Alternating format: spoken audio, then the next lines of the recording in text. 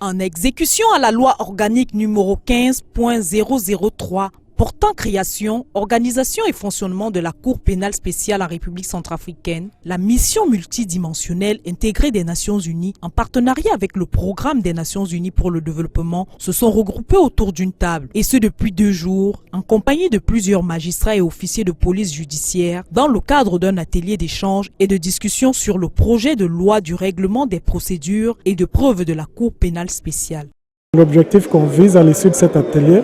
c'est d'avoir un règlement de procédure moderne et adapté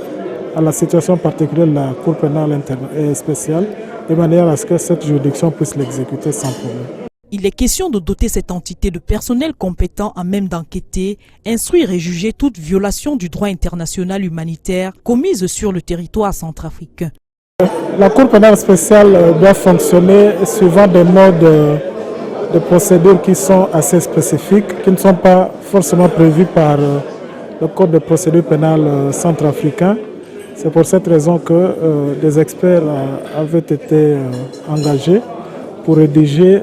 un document que nous appelons le règlement des procédures et des preuves. Il sera en quelque sorte le Code de procédure pénale